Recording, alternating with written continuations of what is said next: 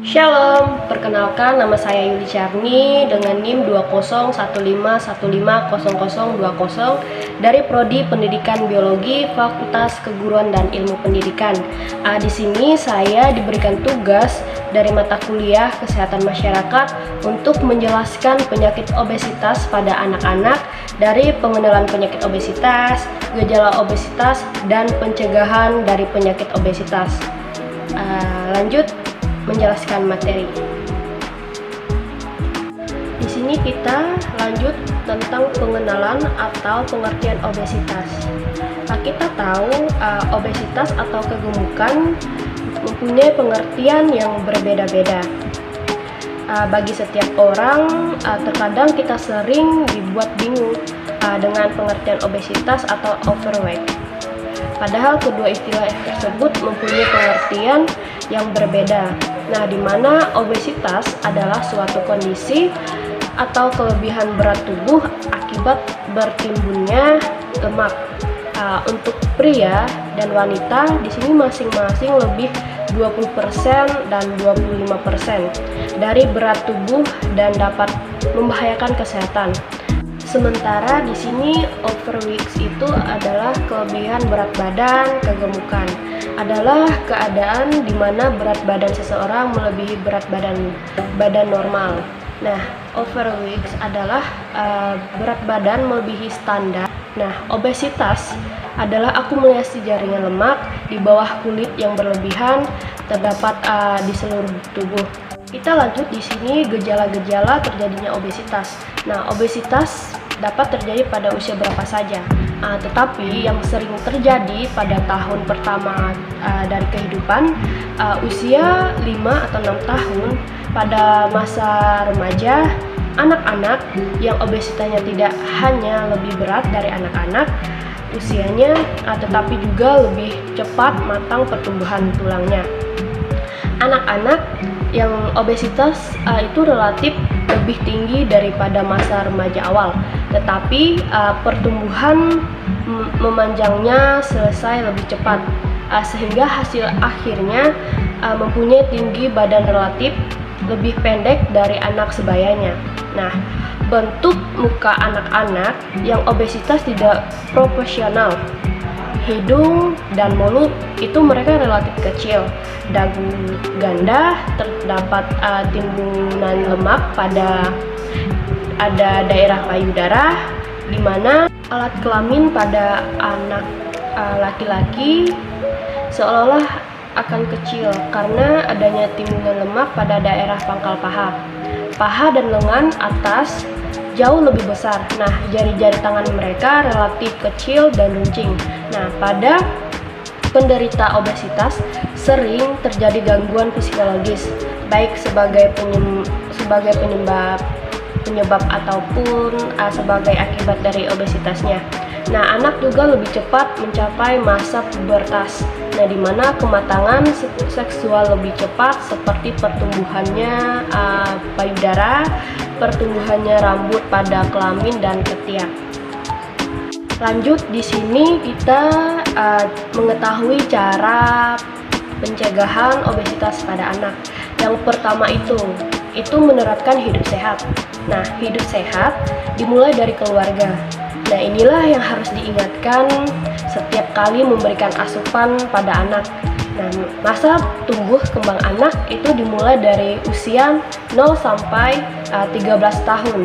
Nah, sehingga usia ini menjadi penentu kesehatan mereka di mana masa yang akan datang. Di usia ini pula mereka akan lebih cepat tumbuh dibandingkan usia remaja, dan faktor hormonalnya itu mudah berubah.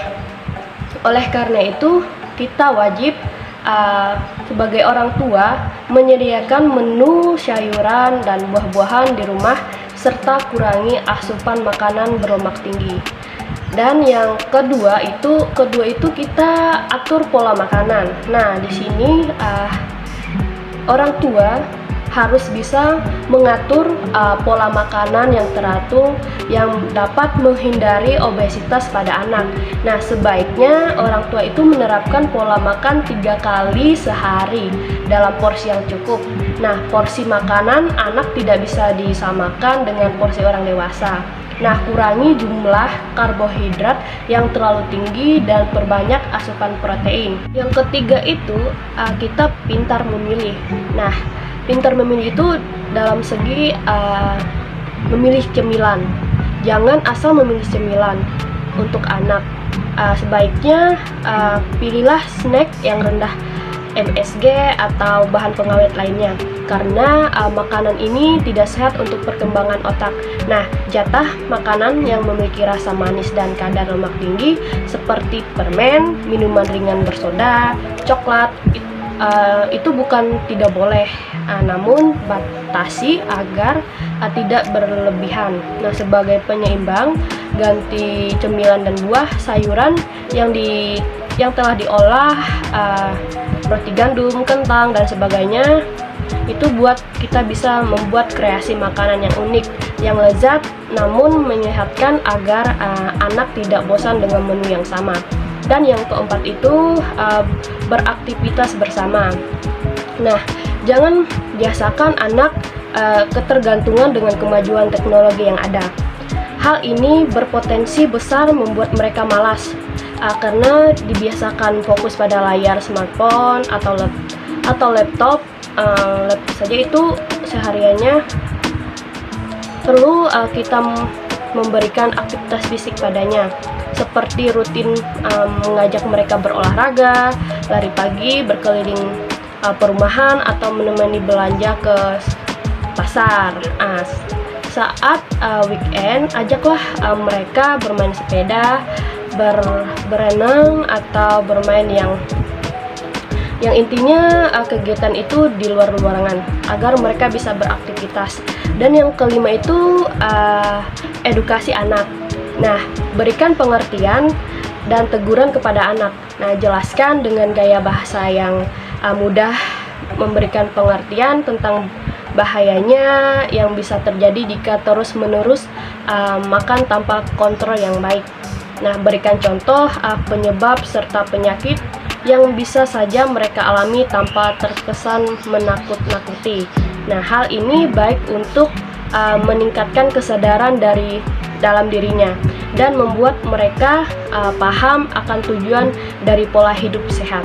Dan yang terakhir, dan yang keenam itu ada batas waktu bermain. Tanpa bermaksud melarang anak bermain, Gigi Moms atau sebaiknya membuatnya jam khusus untuk waktu bermain, termasuk jenis permainannya yang boleh dan yang tidak boleh. Nah, ajaklah mereka melakukan permainan yang mampu melatih motoriknya sekaligus membantu tetap aktif bergerak. Nah, hindari membiasakan anak untuk duduk manis di layar kaca untuk menonton atau bermain game sepanjang hari. Dan yang ketujuh itu yang terakhir, bersikap lebih tegas. Anak di usia 5 tahun ke atas semakin sulit dikontrol, khususnya saat memilih makanan. Di saat tidak ada di sampingnya, sikap tegas perlu diterapkan saat melihat adanya perubahan bentuk badan yang signifikan pada anak. Nah, apalagi jika dibandingkan dengan teman-teman seusianya. Nah, ajarkan agar lebih disiplin, menjalani hidup sehat, dan jangan lupa berikan edukasi yang baik kepada anak-anak. Baik, kita masuk dalam kesimpulan.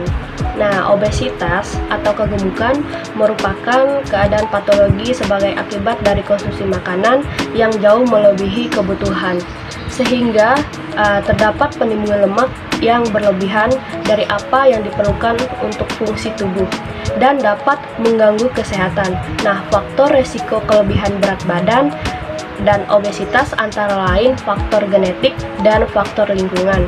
Nah, dianjurkan atau kepada orang tua harus rutinitas kontrol saat melihat perubahan fisik pada anak. Lakukanlah kontrol berat badan secara berkala. Nah, timbang berat badan secara rutin seminggu sekali misalnya. Anda atau orang tua pun tak salah dalam memberikan asupan gizi dan nutrisi padanya. Sekian dari penjelasan materi saya. Mohon maaf apabila ada kesalahan kata. Terima kasih. Shalom.